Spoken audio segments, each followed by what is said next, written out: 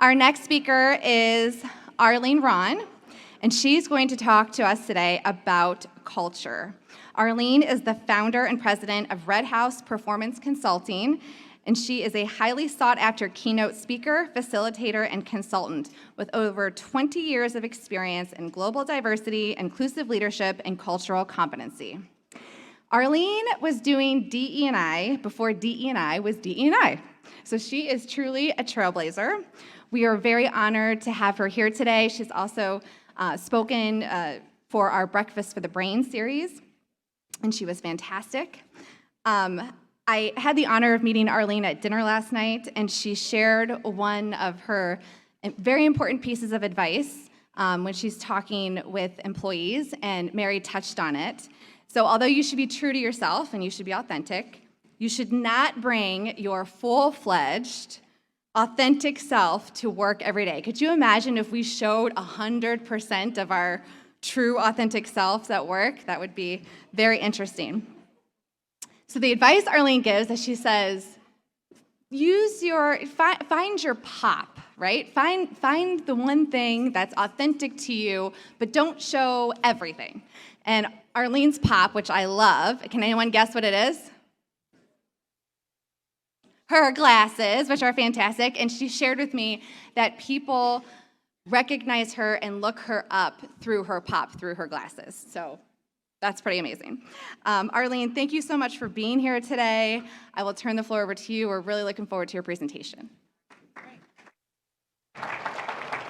Thank you. Am I on? All right, great. Well, I'm glad to be here. And I'm going to be using Mentimeter. So I know you were using Slido before, but I'm using Mentimeter. This is how you go to Mentimeter. And we're not going to use it until the middle of the presentation. And I'll put the slide up again right before we do our mentee polling in the middle of my talk. So we can go to the next slide. Oh, you did put it up here for me. I didn't see it. I have to put on my glasses. Oh, no, I have them on. Okay. All right. Building a culturally competent organization with care. So before I jump into the actual topic, let's talk a little bit about culture. What is culture? If you think about culture and you need an image, think of an iceberg, right? A lot of us have heard this iceberg analogy before, right? There are things that we can see above the line, above the surface of the water, and then there are things that are below the surface of the water, okay? And the major elements of culture, we consider 5 major elements. Symbols, right? Language, artifacts, norms, and values. When you think about symbols, language, and artifacts, those are things that are observable, right? We can observe language, we can observe the symbols, right? We can observe artifacts of things that we, put on display in our museums and things like that, right? So those are all either at the surface or above. But the norms, individual norms, how we behave, what we say and what we do, not the language we use, but the meaning behind it, as well as the values. Those are deep beneath the surface of the water. And so when we talk about building cultural competency, it's as if we're asking you to go beneath the surface of the water. And icebergs exist where it's cold and dark and lonely. In order to get into the water and see what's beneath the surface, you need special gear, right? You need to be able to breathe and survive. And you need to be willing to take a risk. And so when we talk about culturally competent organizations, we mean an organization where people are willing to take a risk. Okay? Take a risk. And what I loved about the first presentation is it talked about how we need to take risks personally, because our brains need that, right? Our brains, neuroscience tells us that we're in our best condition, right, when we're in that green zone. where we take a pause, we take a break, and we look at the impact of what we're doing, and we sync up emotionally with other people. So let's move forward with this presentation. And I do have a subtitle. It's really not clicking. There we go. So what does this have to do with retention? I like this statement, how to retain great talent. I like the symbol of an elephant, right? Great talent. By creating a place where people believe. I like that word. People have to believe. You can't tell them. They have to believe they are valued, appreciated, and that they're integral to the success of the organization. That's the kind of culture that makes people stay. So, a little bit more about me. So here are some pictures about me. Oftentimes people say, why did you become a diversity consultant? Well, because I went to MIT. That's supposed to be funny, right? Yeah, I went to MIT, and I actually worked in corporate for a long time. That's what that ring is. That's my brass rat. I've worn it every day since I received it, and it's almost worn thin. Yeah. But I approach this work a little bit differently than other people do, mainly because of that background. I like to know why. Why, and I like to know the data, and I'll bring some of that to you. Some of these other pictures, I'm a dog person, so is my husband. Luckily, we like big dogs. That was our last big dog. But our big dog liked children more than he liked us, older people, so we had to give him away to somebody with a child. So that middle picture there with me in the red, that was one of the most fun assignments I ever had. I was working for LG&EKU, which is the public utility for the state of Kentucky. And the only time we could get this group of plant superintendents and supervisors together was when there was no real shift work for them to manage. They were going through a big changeover in a bunch of areas of their operations. So I said, well, how about between the last shift and the first shift, which meant that picture was taken at 4 o'clock in the morning. Yeah. And it was one of the best classes. When you meet people where they are at, they're going to be at their best. They weren't worried. There were no alarms going off. The plant was quiet. There were no outages they had to worry about. They were at their best. It was one of the most fun classes I did. That guy with the glasses on next to me, that's my husband. We like to hike. We hike. That was taken out in Colorado.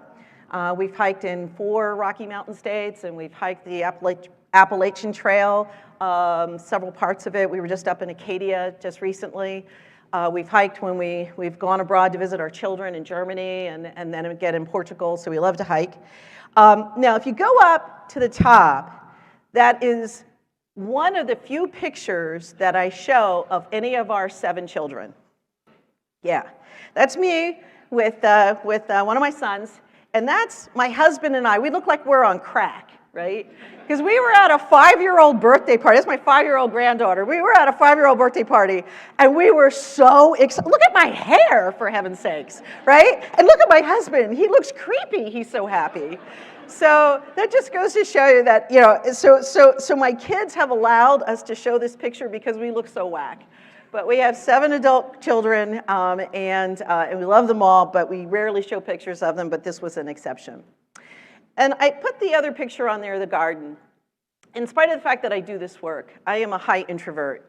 You might have noticed that I was standing back over there. I'm such an introvert, I have to gain my energy from being focused and centered on myself, and so that's why I was over there during the first presentation.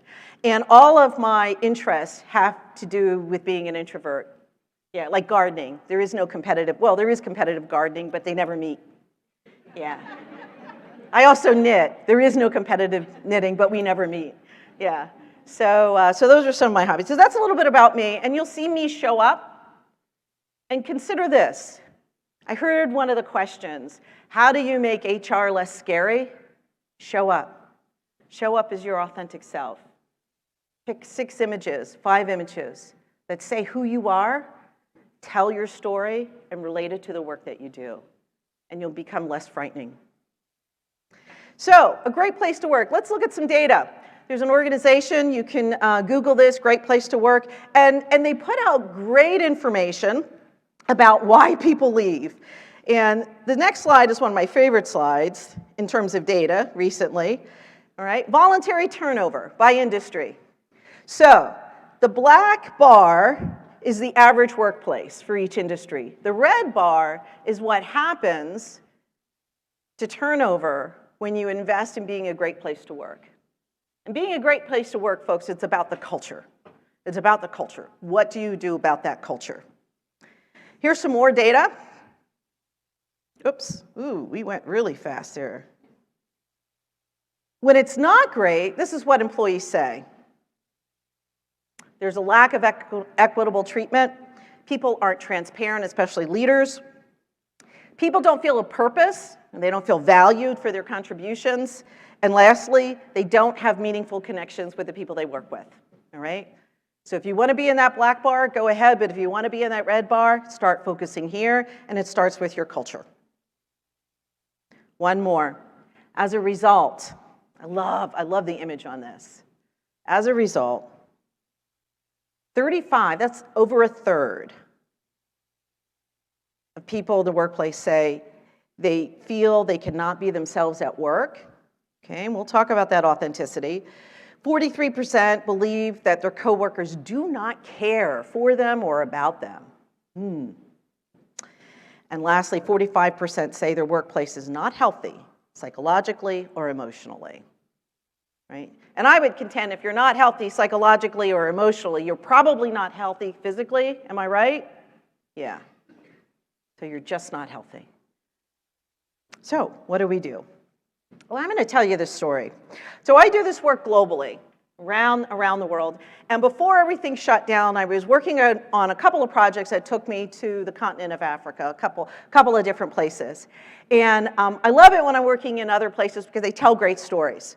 And so I was talking about, the, DEI and the advent of DEI and all this kind of stuff. And they were like, oh yeah, somebody came up to me and said, it reminds me about the story of the elephant.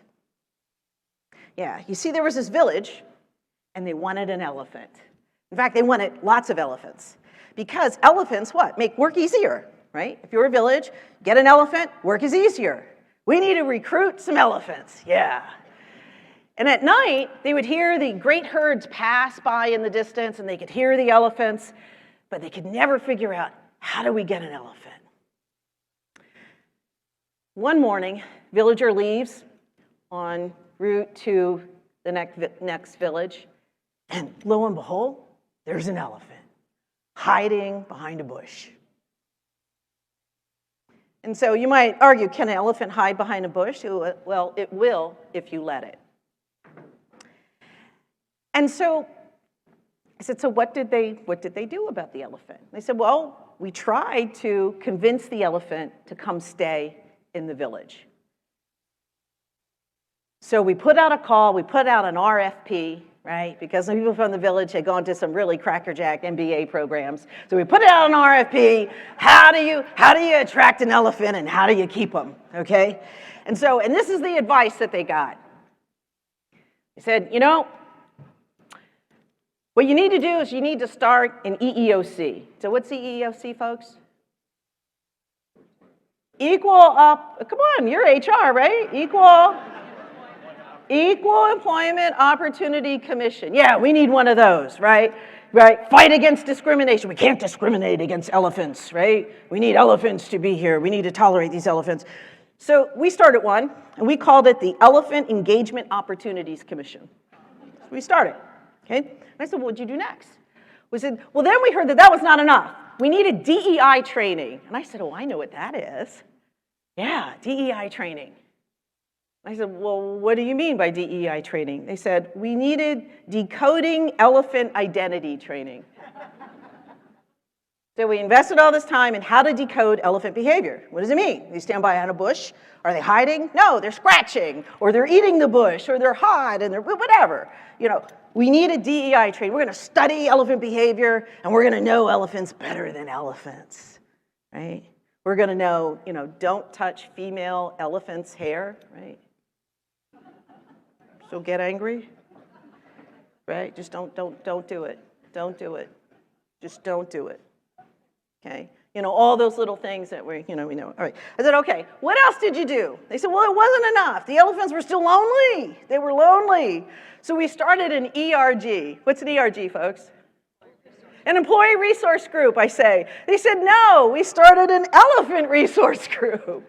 Yeah, we called the other villages that had elephants. We got them together like elephant play dates, right? And we gave them a budget. They picked a month, right? They picked a month out of the year that we would celebrate elephantism, right? Elephants, right? And we had Elephant Day in the cafeteria, you know, in the village, you know, shops and everything. We had elephant buttons, right? And they still felt lonely, and most of the elephants left.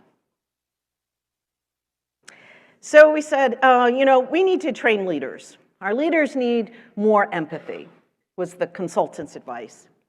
So we invested in EI. What's EI, folks? Right. Of course, I guessed elephant intelligence. And of course, they said, no, it's emotional intelligence. Because it's for us, not the elephants. It didn't work. The elephant still was hidden behind the bush. So I said, let's think about this a little bit differently, okay? Let's think about how do we care for an elephant. All of you have elephants in your organization. You have people who are hiding behind a bush, right? How do you get them to stay? Build a different culture. Here are a couple of things that I'm going to share with you, how to build a culture with care. First, civility. And civility is the new PC, right? I know some of you are rolling your eyes. I know it's going to be one of them woke conversations, right? No, I don't mean that kind of PC. I don't mean political correctness. Civility means, can we be polite and candid when we interact with people, especially people we don't know or people we need to know better, and people who may be, like our elephant, hiding behind a bush? Can we be polite and candid? It's like, okay, we can do that. Could you give me some more details? Well, here's some of the data. Being stressed, and we heard this earlier, and overwhelmed are the top reasons why people are uncivil. When we ask people, why do you lack civility? Why are you impolite? They said, I'm stressed and overworked. More surprisingly, they blame you. HR, right? 25% blamed their organization for not telling them how to be civil. So it's your fault. It's your fault people are uncivil in the workplace, or our fault. So here's a reference for you, Dr. Christine Porath. Great TED Talks, great other videos if you go to her LinkedIn site and her website. But incivility, okay, reduces people's work effort, right? We heard about it in medical mistakes. People will work less hard for you. So that elephant, if we've been uncivil or incivil to that elephant will work less hard for us. And 80% lose work time just worrying about the last time people were mean to them. And here's the big kicker, folks. Witnesses of incivility are less effective at problem solving, and they're less creative. Who knew? You just have to witness someone being treated poorly, and it impacts you. And we heard that from brain science. So what is civility? Give me some rules. You know, I had to teach people. So I found some rules on incivility. You're going to love these, all right? I simplified them a little bit, but I tried to stay true to the original language. Every action should be equally respectable to each person present. Oh, this is my favorite. Do not put your hands or eyes or words on any part of the body not usually discovered in public. Pretty good, huh? Think about it. Think about it. Right? So no, we're not going to talk about your belly button ring. No. No. Civility says no. It's not commonly discovered in public, or we could say at the workplace. We're not going to talk about it. Here's this one. Surprise only with goodness and in ways that make other people smile. Shock and all, don't do it. Do not indulge in delights that cannot be enjoyed by all. Yes, we are going to pay attention to people who are lactose intolerant. Yes, we are going to pay attention to the fact that some people might have a hearing impairment, right? Or that some people might have less visual acuity. Why do I always put all the words on the slide? One, so I remember them. But no, I put all the words on the slide because some people might not hear all of what I'm saying. And if I don't travel with a sign interpreter, it's just polite to put them on the slide. Stay connected to your conscience. This is my mother used to say, if you have to think about it twice, don't do it. So you might be thinking, where did I get these rules? Folks, these came from the 15th century. Yeah, there was a monk. And I guess the other friars at the monastery were running around being impolite to each other. And he said, we need some ground rules around here. Yeah, the piece is actually pretty interesting. It's actually hilarious to read. And so these were some of the ground rules. There were others. But it really helped things go better at the monastery after that. These were updated not too long ago. It wasn't the 15th century, by this guy. Yeah, somehow the making of a new country and the making of a government really got to people. People misbehave, they act badly. Yeah. And somehow fighting a war, right, that was technically a civil war against the country that you came from, it got people a little bit unruly. So George Washington thought, hey, we need some words around civility around here. So he adapted what the friar wrote in the 15th century. And these can work for you too, so let's update them. Should you have a code? Absolutely have a code. Here are some things, and we heard these earlier. They're easy to implement. And you know what? You do them first and people will repeat them because they make them feel good. I'm not going to go through all of these, but how can you be polite and candid?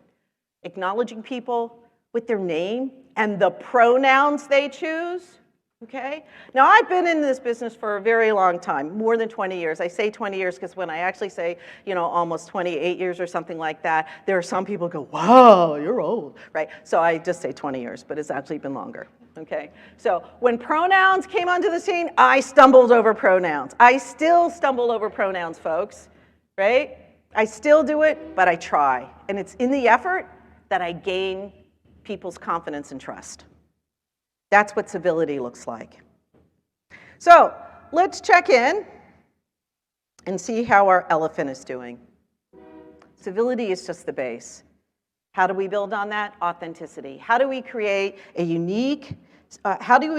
space where each person's unique identity can be seen, heard, and appreciated? How do we do that? Now, we're going to get ready for some audience participation here. But before that, let's talk about the impact of authenticity. Let's go back to the great places to work as well as to Better Up. This is what happens when you allow people to be authentic, share enough about themselves such that they feel that they're heard, they feel that they're home, belonging goes up, all these things go up. But most important, turnover can decrease by over 50%. And that's what we want. We want retention. Okay? Now, authenticity is vulnerable, right? But without embarrassment. We put some guide rails on it. You're not entitled, nor should you share your whole life story, okay? You don't have to connect with every single person at a deep level. That's exhausting. You don't need to share unfiltered opinions, perspectives, or comments, and you don't need to sacrifice your boundaries or someone else's, right? So those are the boundaries. Those are the civil boundaries. How to be civil and authentic at the same time, right? But there's more. Let's talk about a tool. This is called the identity wheel, and we use it, and we're going to use it in an exercise here, to define our own uniqueness, okay? So we each have a way in which we see the world and how we identify ourselves and what's important to us. We each have a way of determining what we have in common. I just met somebody, right here, right now, who lived in the same states that I did, went to a college that was just down the street from where I live. I mean, we were connecting. It was just firing up. It was great.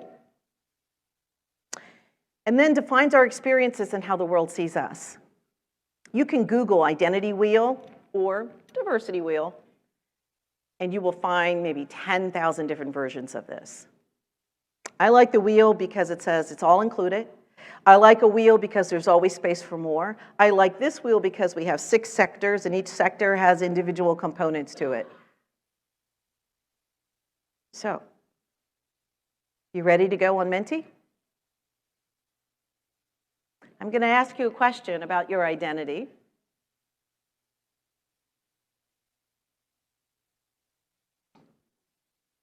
So identify up to 2 dimensions of your identity that are most important, impactful, or influential to you today. And you're going to have to type it in. So those of you who aren't used to typing with your thumbs, you're going to have to type in the actual word. A word that defines, like, I might put dog, or I might put kids, or I might put, you saw some of them, gardening. I might put, there we go. Look at this. Keep going. Maybe we got this word cloud going.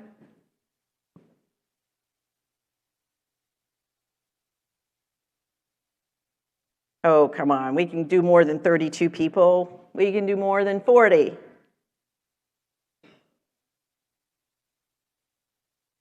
What do you see emerging as a theme here, folks? Family, mother, faith, parent, occupation, values.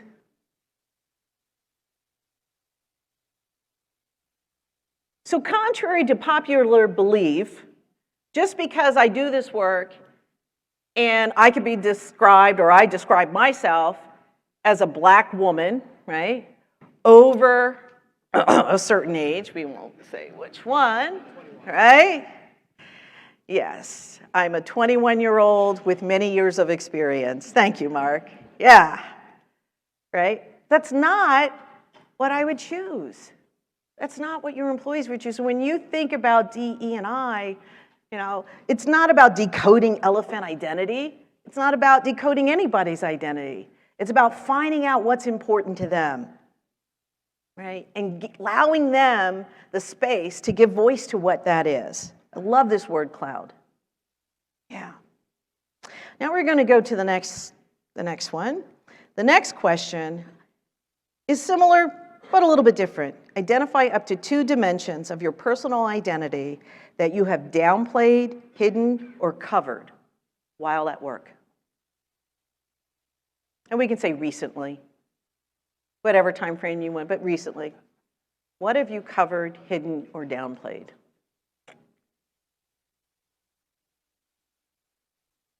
I downplayed my age. When I first started working, I downplayed my age because I graduated, I wasn't even 20 years old. So I entered the workforce, and I looked young because I was young, but I didn't want people to know I was young. I wasn't even able to rent a car legally back then. Yeah, and I had a job that traveled. Yeah. Now that I'm on this side of a certain age, once again, I'm downplaying that age piece. Yeah. So what is it that you downplay? Oh, being an introvert. I used to downplay that a lot. I used to pretend to be really, all the time, right? Intelligence, downplaying anxiety. Yeah. That emotional state that you might have. Insecurity. Yeah. What if you brought a tool like this into your workplace and just ask people anonymously, what's important to you today?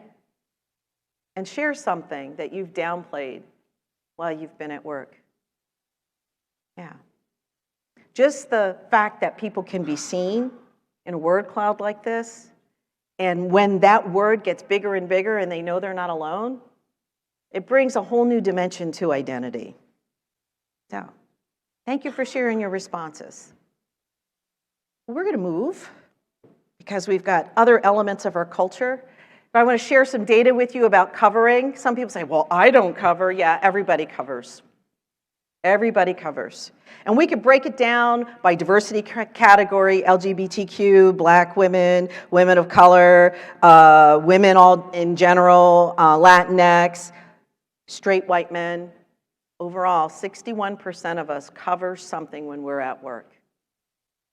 That's a lot of wasted energy. It's a lot of fear and anxiety.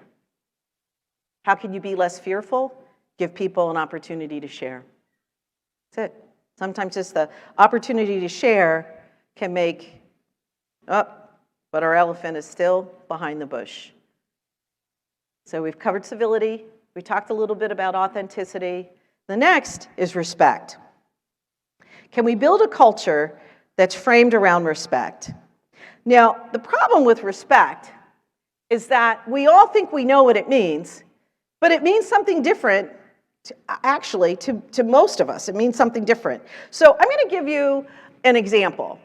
We have 2 children, and I want you to think about which one is more respectful, okay? So the children are about this age, about 4 years old, okay?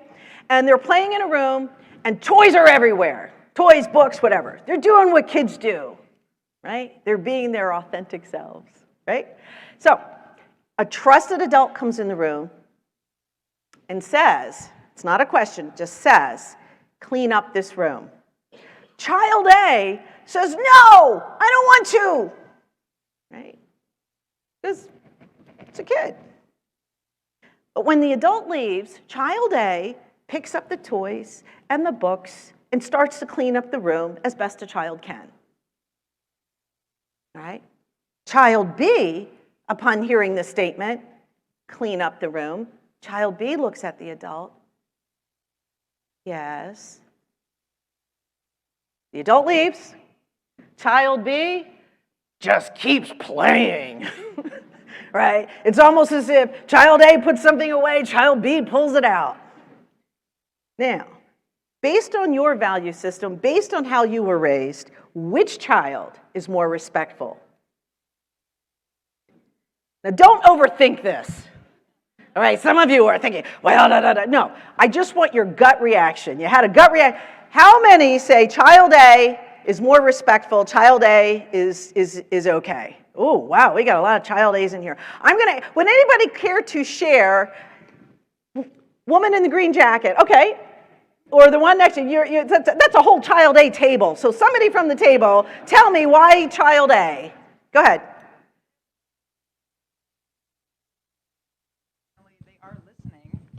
They're respecting you. Oh, sorry. Oh, okay. So kids are going to give, that's just what kids do.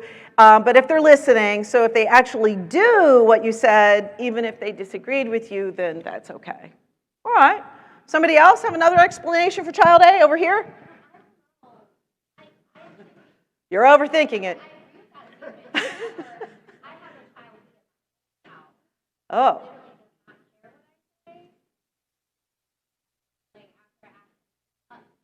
What I appreciate is her honesty. I'm learning how to mother her different because my first one is a child A. Okay. My second one is a child B. Mm-hmm. So because tell you anything, but still do what they want. She was transparent and she was honest with me. Okay. And I know that's going to serve her well as an adult. Okay. She knew what she wants, right? Okay. No, I don't want to clean up. Yeah, Okay. but child A said what they wanted. I mean, why didn't that count? I'm picking on you a little bit.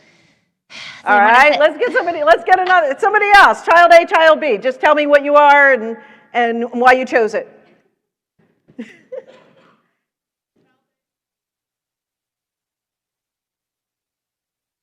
Their actions show more than their words. That's what I was trying to get to. See, child A demonstrates this. Actions speak louder than words. Right? It doesn't matter what you say, it's what you do. The measure of a man is in what he is able to achieve, regardless of the circumstances upon which he disagreed with you. I mean, we have so many things that we say about the child A, especially here in this country, right? Or the last one, all's well that ends well, right? That was my parenting motto. hey, the room got clean. Right? All's well that ends well, right? Sometimes in your work operations, that's where you land. Hey, it ended well, okay? But look at child B. I was raised as a child B. Obedience was the primary motivator in parenting in my home. Child B, tell me about it. You're nodding your head. Child, go on. Respect is in the response. Anybody else a child B? Go ahead. Well, you did say how based on your own raising. Yeah. I was raised as a child B. Yeah. Obedience. Respect is a form of obedience. Respect is in your response. The second one I learned when I was doing a project in Japan. Somebody said, oh, yes, Arlene, the loudest duck gets shot first. Think about it. You know, if you've ever done work in other countries or you have a group of people who are from another culture, you might want to, no one will tell me the truth. That's why. I'm not going to tell you. I'm not getting shot, right? Or the last one is what was said in my house, actually. A hard head makes a soft, and actually my mother said, but, okay, I'll just be honest with you, but I can't write it on the slide. She said, but, okay? You know, or she would shorten it. Fine if you don't want to sit down for a week. Right? She would shorten it. Go ahead, speak your mind. Love to hear it. Love to hear it. You'll be standing right there, right, eating your supper, right? Because I was raised during a time when it was more acceptable, actually it was acceptable and oftentimes expected, that corporal punishment was a part of the discipline process, right? Yeah. This is what happened, folks. We grow up and we come into the workplace with these understandings. And we meet Josh and we meet Jackson. Josh, first to respond, right? He's in there, he's got an opinion. But frequently, what he actually does later on when he sits down and thinks about it is something a little bit different. He's known to be self-reliant, he's a self-starter, right? He's competitive. Jackson, on the other hand, rarely speaks out of turn, rarely disagrees out in public, will come up to his boss maybe a little bit later and say, hey, can we really think about this?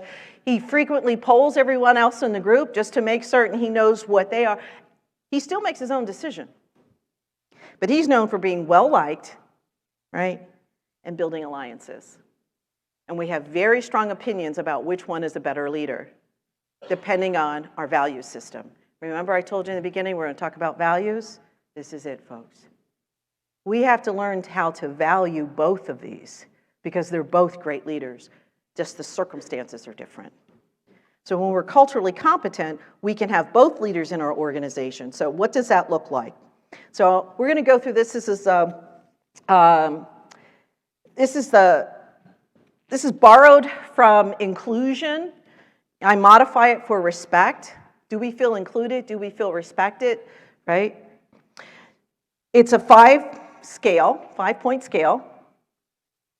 And most of the research in DEI is based on this type of 5-point scale. If you were to go to Korn Ferry or McKinsey and look at any of their research. So we can start down here at intolerance. And intolerance does not have to be mean, folks. It does not have to be mean. This means we just miss or deny that people are different. Joss and Jackson, there's no difference. There's only one value system, right? That's what we say. Now, most of us were raised to be tolerant. How many of you were raised to be tolerant? You disagree with someone, we have to agree to disagree. We have to kind of be tolerant of differences, right? Yeah, tolerant. All right, so if that's you, here's the exercise. I want you to turn to the person seated next to you. So partner up, look at the person seated next to you. Everybody find a partner, look at them. You don't have to touch them, just look at them, okay? Just look at someone seated next to you, okay? All right? We're not violating the rules of civility. Don't look at me, right? Look at the person. Look at them. Not me. All right. Now you can do this. Just use your ears, all right? I'm going to say something, and then you're going to repeat it. But you're going to repeat it like you really mean it, okay? All right? So here, you don't hear it. So one of you, you can partner with me. You can come up here with me. Come on up. I need a partner. Come on. And we're going to model, and then you guys are going to repeat it, right? So we're going to look at each other. All right, that's close enough. There we go. Thank you. See, 2 arms length, that's close enough. All right, we're looking at each other, all right? All right, ready? I tolerate you.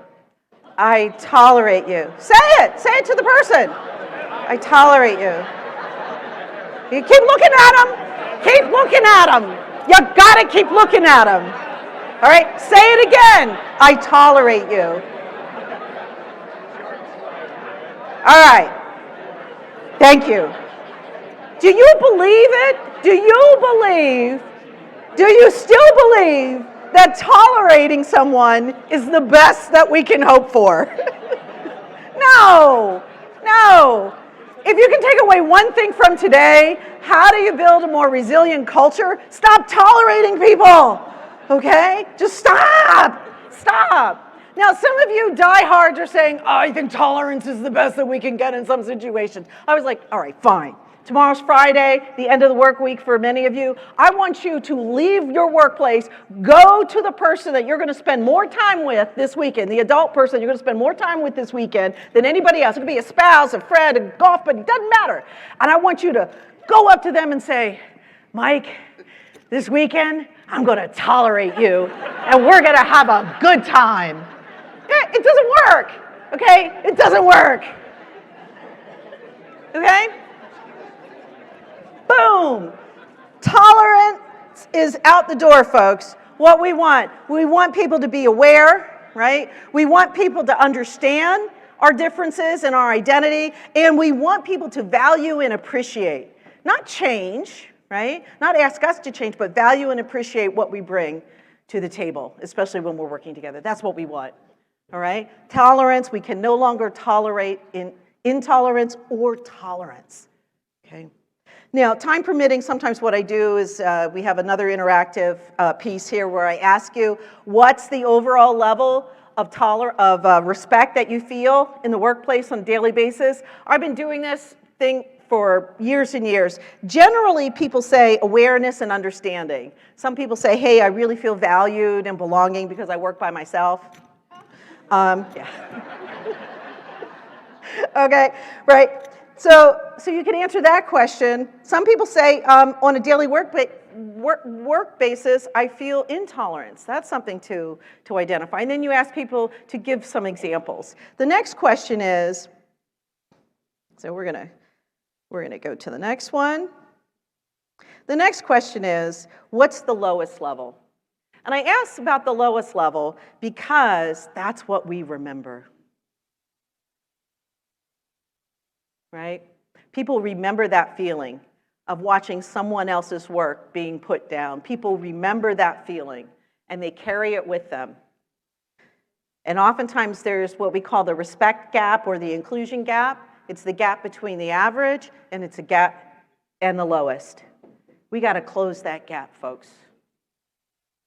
We need to bring people up the continuum. So I have about a minute left. And I'm going to talk about, yeah, I know, so I'm really scared about this, got about a minute left. So, but because we already talked about bias and how bias interrupts the brain, we don't need to go into great detail, but every once in a while it's really helpful to have a reminder. We have conscious bias. Hey, what does it say underneath the blue bar here? Are you sure about that? Absolutely not, okay?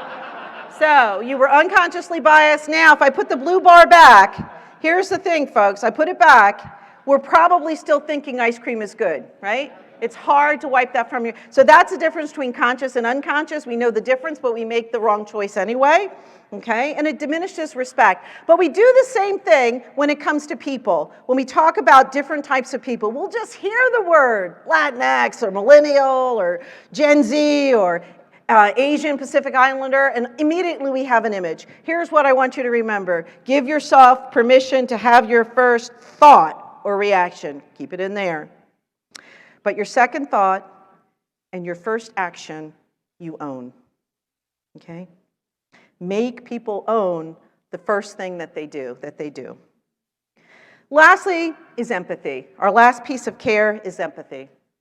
And with empathy, we say the platinum rule. Now, most of us were raised with the golden rule, right? What is it? Right. Treat others the way we want to be treated. Now, the golden rule assumes that other people want to be treated the same way we do. So that's what we call me-focused, or that's what we call cognitive empathy. We can think about it. We think about what I want, okay, or what I would want in that situation, right? Platinum rule is simply this. Treat others the way they want to be treated, ... as much as possible. No, we can't have sparkle cakes and wear our pajamas every day to work. We can't do that, okay? That's not what we're talking about. But the platinum rule is more of the compassionate empathy, where we take our knowledge around the situation and we translate it into the other person's situation and we try to anticipate what they need. Like the colleague who asked you, the colleague who asked you about your personal situation. That's what you needed. Just that small little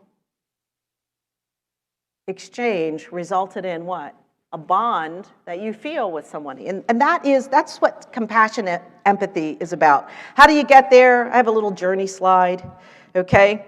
You can go from me-centered to you-centered. Take self-control. Don't respond, don't respond right away. It takes some curiosity to learn about the other. It takes some self-awareness to learn where your gaps are in your experience. And then it takes some humility, right? Being willing to say, hey, I was wrong. I learned about compassionate empathy last year, and I'm going to end with this story. I would have been here last year, except I was diagnosed with cancer and I was battling cancer. And I learned about compassionate empathy from my friends like Mark Little here, Paul, who's also here, he's at Centric. These are folks that I had known and been working with for a very long time. There were others as well.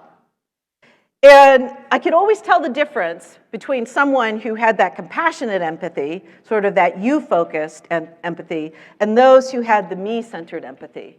Because those who were more me-centered, who didn't have this experience, they often started their response with this: I'm sorry. I'm sorry. I'm sorry, at least for me, was one of the loneliest responses that I received when I told people I had cancer. Because in my mind and in the experiences, it's like, I'm sorry, but I'm glad it's not me. I'm sorry that happened to you. I'm sorry. One of the best responses, though, I received was a guy named Howie I've worked with for a number of years. And I said to Howie, I'm going to need you to take over some of my client work. I just can't do it. I can't do it. And Howie said, wait a minute. I need a minute. And he takes off his glasses, and he asked me to take off my glasses, right, my shield. And he said, listen, I've never had cancer. I've never even known someone close to me who's had it. He said, but I do have all the body parts I was born with, and they're in pretty good shape, and I can't imagine going through or facing the rest of my life having to give up a body part or having to give up a part of my life because of medication or because of anything else. He said, I'm struggling. He said, and I'll always struggle with trying to understand with what that means. He said, but know this, I'll walk beside you. And that's what we want. If we're the elephant behind that bush, right, we want someone to walk beside us. Okay? So ultimately, when we talk about care, if we go to the last slide, you just go to the last slide, and then we'll back up from there. Ultimately, keep going. So I give you a little space. You can take a picture of this. What happens when you mess up? So if you mess up, don't worry about it. Here's a space and grace model. Just say, hey, I need some space and grace, and that's what Howie did. This is the Howie method. for getting to compassionate empathy?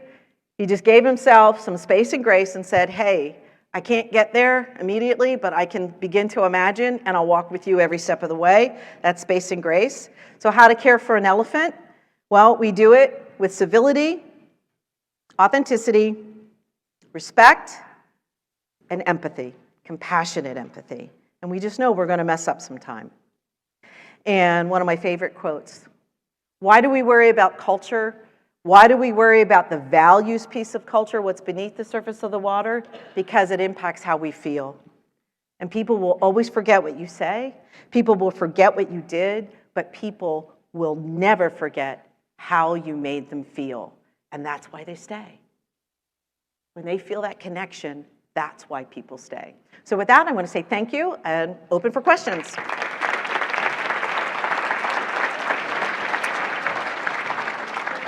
Arlene, that was really great presentation. Who has a question for Arlene? Oh yes. So as I make my way back here, can you put up the ice cream slide? The ice cream? Are we all thinking about ice cream this morning? So you can find me on LinkedIn, and if you want a snapshot of any of the slides, I'll send them to you. I'm very open about that. I'm an open source developer. Great. Well, we have a question for you, Arlene. Mm-hmm. How would you go about fostering this kind of culture when leadership and those who are in decision-making power aren't interested in going down this path? Yeah. One, you notice I didn't title this diversity, equity, inclusion. Make it a culture of inclusion. You notice I didn't do that. I talked to some basic organization and human needs that are relevant regardless of whether you pursue the DEI path or whether you just want to be a good leader. Most of these principles you can find in leadership texts. For example, Brené Brown, she writes about leadership, right, and how to be a compassionate leader. So I would say stay away from the culturally sensitive words for your organization, and just reframe it in a way that your leaders can understand. Sometimes I start with, what do you want as your legacy? You're a leader. What do you want as a legacy? Right? And then they'll start talking. And you say, well, tell me more. How do you think you're going to get to that legacy? And eventually they'll start hitting on some of the points that are mentioned here, right? Thanks, Arlene. What other questions do we have? I know I ran over, so I apologize. We do have a question. Oh. This is from an introvert because it was How electronically. do I define an introvert? How do you define an introvert? Okay, so there's a great book by Susan Cain. It came out about 8 years ago, and I forget. I only remember the subtitle. Right? It's called Quiet. That's it, Quiet, and how to be quiet in a world that can't stop talking. And it's all about being an introvert. So an introvert, in my definition, is someone who gains their energy, right, from going inward and from the quiet time, okay? I gain more energy when I am quiet, when I am still, when I am connected, sort of in here. I do a lot of brain stuff. Yes, I really do love math. Yes. So that gives me the energy to go out and do this, right? An extrovert gains their energy from being with other people. Those people who love to brainstorm. If you need me to brainstorm, you need to give me 3 days notice, all right? I tell my clients that Arlene, we need you in a brainstorming session. I was like, 3 days, you're violating the 3-day rule. Because it can take me that long to, get enough of that internal energy under control so that I can bring it out into the group, okay? Oh, great question. In today's society where there's polarization, and that is the new norm, how do we combat that so that civility in the workforce culture can be achieved? I use a little humor, to be honest with you. I mean, that's why I gave you the rules of civility from a 15th century monk, right? And then, the update from George Washington, who also experienced the same issues that actually we're experiencing today. And really, again, if it's the workplace, it's about making work first, okay? And so there are naturally going to be some boundaries on that. There are naturally going to be some boundaries. Now, I'm not from the old school that says you don't talk about, sex, money, or politics at work, right? Well, I kind of am, right? But we should be able to find those boundaries that are comfortable for people. And you can just ask people, what are your boundaries? When is it that you feel, right, that things are, and then we say, okay, can we agree? Can we agree to these boundaries? Making that covenant, starting it, and then having people join in to the process of making that covenant will make it stick, okay?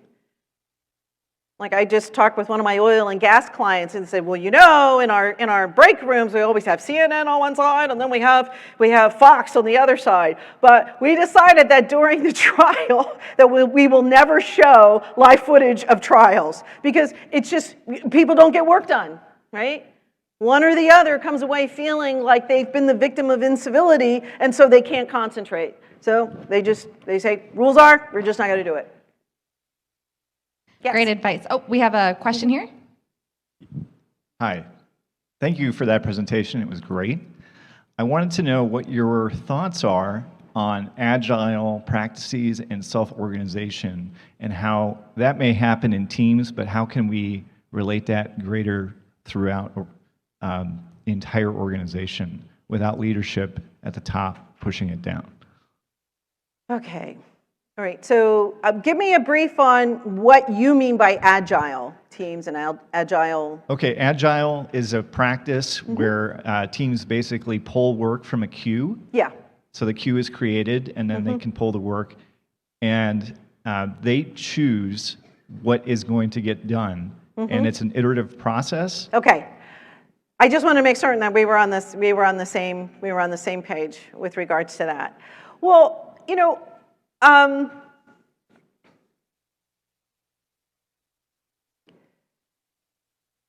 the best analogy that I can give, because I started my actual work career in the phone company. Yes, I'm old enough to have worked for the phone company when there was just one. Okay, and there was a sense of separation between the work of leaders and the work of people who made the network, who made the operations run. And sometimes there was a respectful gap, right, between what we implemented as operational policies and practices because it gets the work done more quickly and people are more engaged and as long as they're more productive, I would say set it up as a trial. Hey, we're going to set this up as a trial. We're going to look at, the productivity. We're going to look at the engagement and whatnot. And leaders don't necessarily have to do it. They just have to not stand in the way. And sometimes it's as simple as that. Retooling leaders, because many leaders have come up through the ranks and so they believe I have to have done every job, right, in this organization or the majority of the work in this organization, then therefore I am a leader. But that's no longer the case. So some of it is, maybe reconditioning the expectation of leaders, what does it mean to be a leader, and then, building some autonomy into the workforce so that they can get the work done. Great, thank you. I think we have time for just maybe one more question. I'll go with the first one here. How do you respond to a person in leadership who appears to be creating an issue with inclusivity where there may be no issue at all, and in fact, the employees feel that the company's culture is very inclusive? Hey, I just gave you a couple of survey questions. Have a pulse survey. Say, hey, we're going to do a couple of pulse surveys. Or, hey, Dropbox, drop it in. Here's a scale. How included do you feel?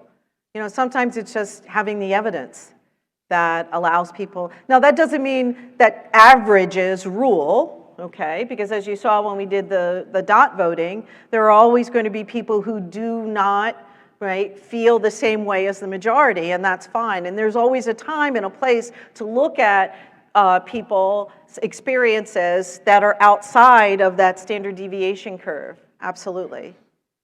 But, don't create a problem if there isn't one, right?